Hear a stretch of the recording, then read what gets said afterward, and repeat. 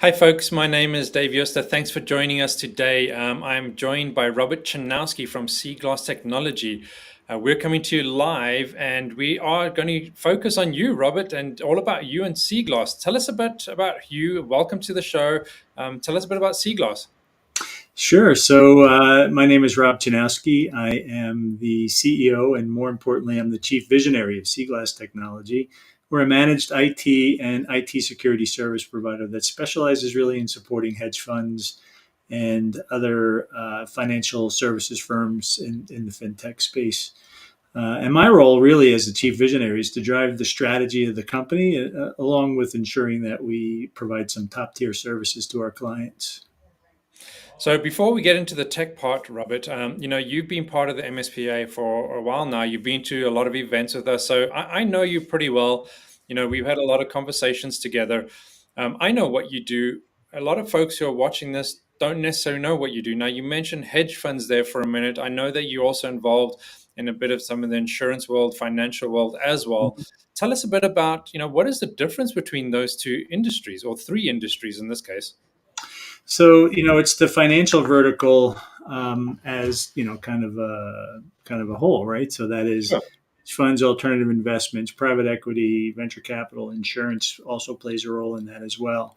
So and that really makes up what our client base looks like. So they're very regulated, regulated verticals or Sure. industries, right? So compliance plays a very big role in that. That's a big word. A lot of companies think of compliance and people get scared, to be honest with you. um, would you say that compliance and that vertical is something that you guys specialize in? I would say that it's a unique challenge, right? And to your point, compliance is a big word, and Sure. there's a lot of tentacles off of compliance, and a small subset of those are wrapped around information technology and IT security. So we are specialists in supporting our clients from a technology perspective when it comes to their compliance. Yes. Okay, fantastic. Let's move on a little bit. So we've spoken about you, we've spoken about what it is that you do, and we'll get more into that in a few minutes. Tell us a bit about the company and what the company is all about. So sure thing. We're a managed IT security service provider that is based in the heart of New York City. And one of the things that we do, we have a deep specialization with our client first approach, right? As opposed Sure. to a lot of other MSPs have like a good, better, best program, and they try to fit you into one. So we're a little bit more a la carte, right? We work with our clients to understand what their specific needs are, and we develop strategies and services around those needs. And it could be compliance, it could be IT security, it could be speed, it could be uptime. So things like that. So at the end of the day, we become not just an IT vendor, but a trusted partner, right? That is our goal, is to be our client's trusted partner. So what I'm hearing you say there, Robert, is, I mean, there's a lot of MSPs. We know that, right? But Sure. what I'm hearing you say specifically is that this a la carte menu, as you describe, it's really a customization based on the client's needs, and and maybe you can correct me here, but you allocate your systems and resources to the client's needs, correct? That is absolutely correct, right? So we may work with a client, and then through a series of assessments, we Okay. can really determine like the things that they're doing well, the areas where they may need some improvement, and then the areas where they may have some risk or we uncover some gaps. So we're going to recommend a really an IT roadmap or a strategy based around what we find in those assessments, right? So that's why we say a la carte, right? Where you Sure. know it's not about having a box of products and saying if you do these, you're going to have a great experience when it comes to IT. Yeah, technology, anything can happen. I mean, we found that this morning when we were trying to get on this live feed. Technology just happens, and sometimes you just have to roll with it, right? For sure. So it's it's interesting that you said that, because one of the things that we kind of say here is that technology, it's kind of like accounting or legal advice, right? It's not a do-it-yourself practice. It's something that constantly has to be monitored, and continuous improvement is always in place. It's never a set it and forget it. Sure. You mentioned to do it yourself, and the reason why I'm going to ask this question is I actually was speaking to someone yesterday. I was doing a podcast with someone, and we were speaking about the do it yourself, the DIY version. Sure. What is your perspective on companies that do it themselves? Where do you see their shortfalls coming in? So the areas that we generally see that they need the most improvement is the folks that they hire to manage their IT generally live in a very reactive environment, right? So they're Sure. always dealing with the break fix part of the do it yourself model, and they can spend very little time on innovating when it comes to technology and aligning the technology with the business and the business processes. And the other area that they really fall short in, and it's really just as a matter of um, a lot of times it's not having enough resources, but it's keeping up with what technology is evolving out there, right? So those are very specific areas where an internal IT staff just kind of gets stuck in a rut, and their goal is to keep the lights on, right? Just make sure IT is working. So there's very little innovating going on.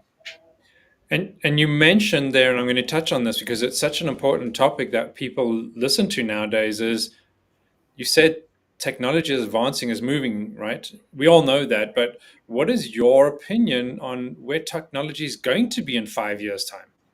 So that's a real interesting question. And I'm not so sure that I have an opinion. If you think about where it is from 2 years ago, the things that exist today that didn't exist then, like AI is all the rage. Every conversation I have with somebody, no matter where it starts, it always ends up we always end up talking about AI. Yeah. And in 2020, 2021, that was never a conversation, right? So it's kind of like anything can happen, and we really have to be prepared for, as technology evolves, what resources we can leverage. Do you think we are prepared for that? I don't think we'll ever be prepared for that. What do you mean by that? Why is that?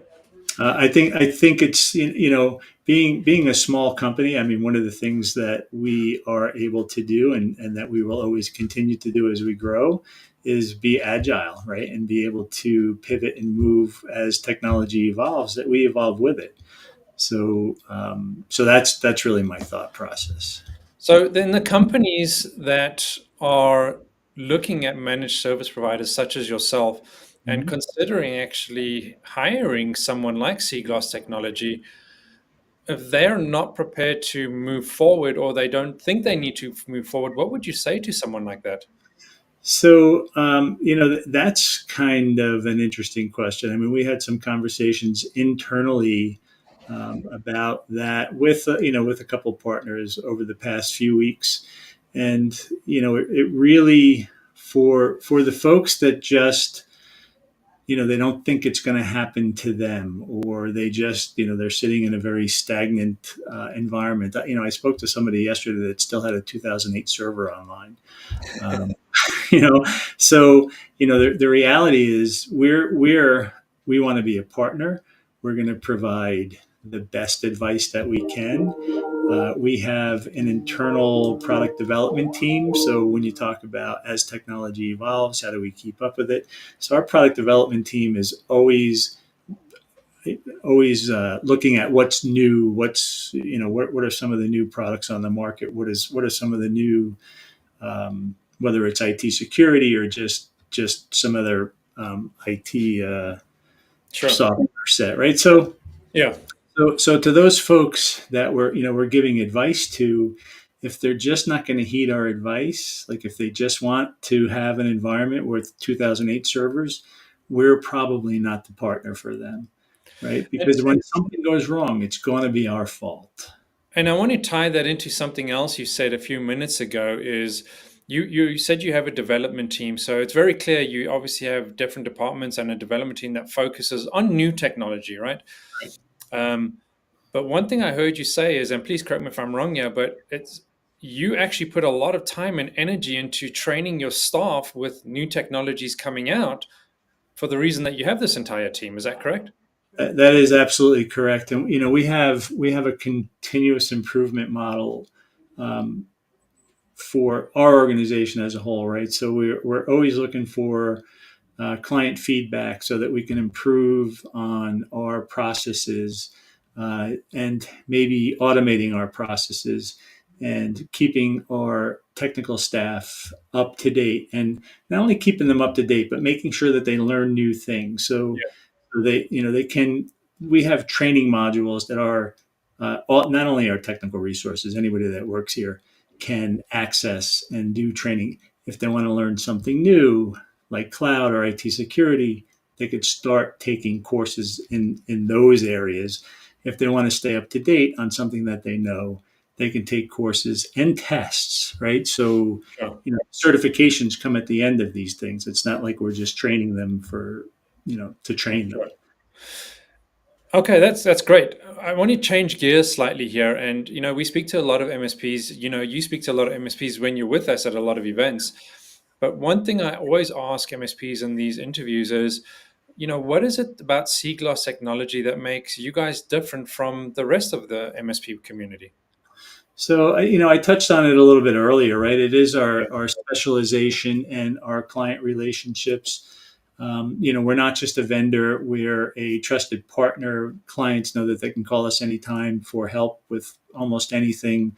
If we don't do it, obviously we want to know somebody that does do it, or we point them in the right direction.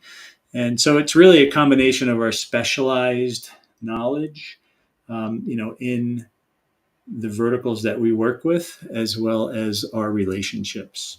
Right. Again, no sure. set and forget it. No, no good, better, best. Right. It is really all very personalized and um, Yeah.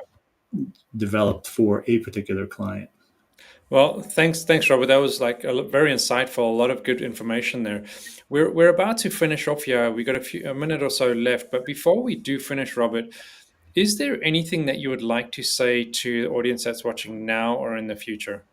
So, I guess the first thing that I can go back to what I said earlier about, technology is really like legal advice or accounting, and it's not a set it and forget it. And Sure. what I think it's really important for organizations to have continuous monitoring, continuous improvement, and above all else, an incident response plan for when things go wrong, whether it's for, an IT security breach or, the internet going down, right? So just making sure that everybody knows what they need to do so it's least impactful to the organization.